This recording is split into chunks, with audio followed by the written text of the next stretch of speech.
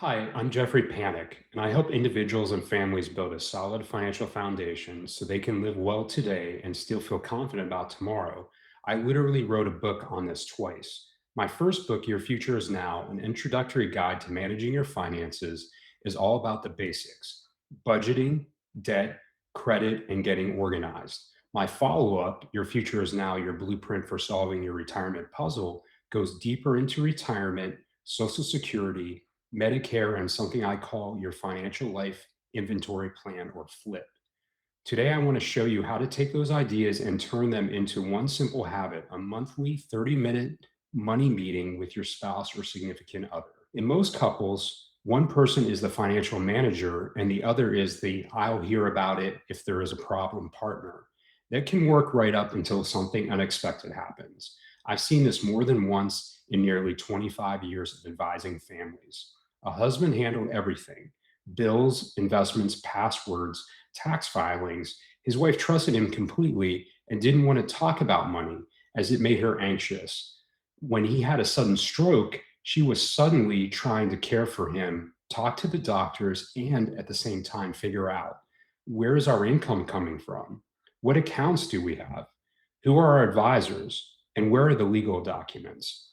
Nothing was in one place. There was no written financial life inventory. It added an enormous amount of stress at the worst possible time. That is the danger of not communicating. Your family may be okay financially on paper, but if no one else knows how the system works, it can feel like you've lost the map in the middle of the storm.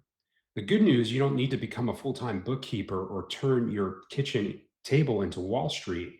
You just need a calm, repeatable 30-minute check in that keeps both of you in the loop.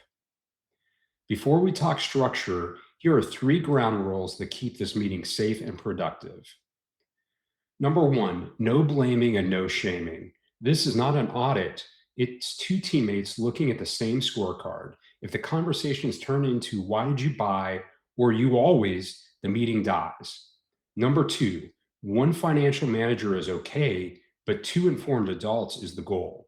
It's fine if one of you pays the bills and moves the money, but the other person must have a general idea of income, what comes in from where, assets, accounts, real estate, retirement plans, debts, key documents, and other locations. Number three, keep it short and predictable. Put 30 minutes on the calendar once a month, same day and time when possible. Consistency beats intensity and develops into a sustainable habit. The 30-minute agenda: think of the meeting as three simple segments: past, present, and future. Each one is about 10 minutes. Number one, the past. What happened last month? Look at one simple summary. What came in: paychecks, pensions, Social Security, or other income? What went out? Any major expenses, debt payments, irregular surprises? You don't have to dissect every coffee bean, but you want to see, did we spend more than we earned? Any surprises we don't want to repeat? This is where the first book comes in: basic budgeting, needs versus wants, and aligning spending with your real goals. You're not judging, you're just getting honest feedback from the numbers.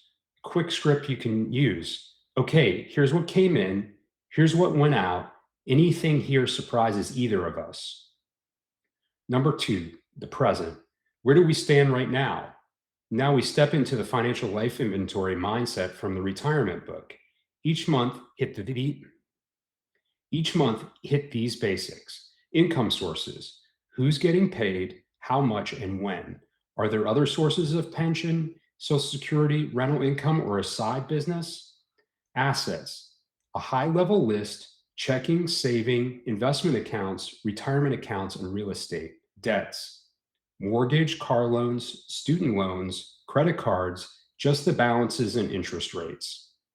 Documents and access: where are the wills, powers of attorney, healthcare directives, and your insurance policies? Where is the password manager or list stored?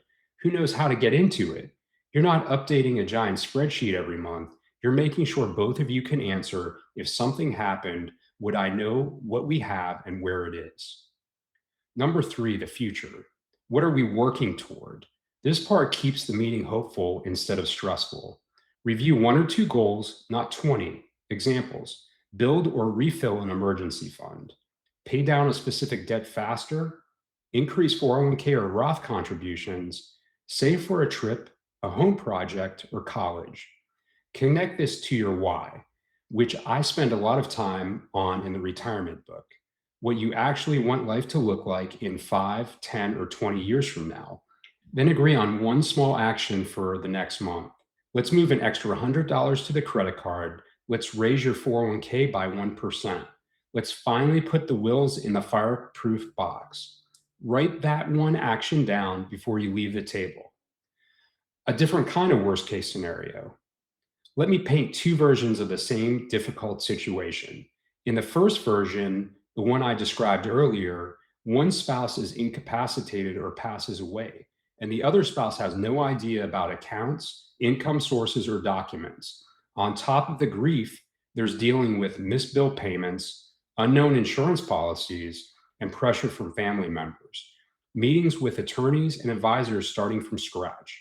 In the second version, you've been doing 30-minute money meetings for a couple of years. You've built a simple financial life inventory together. If something happens, the surviving spouse may still feel overwhelmed, but they know where the accounts are, know which income sources will continue and which might change. They know where their wills, power of attorney, insurance policies are stored. They know who to call: the advisor, the attorney, the CPA. The same tragedy, but very different stress levels. Those quiet 30-minute conversations are a gift you can give each other. How to get started this month.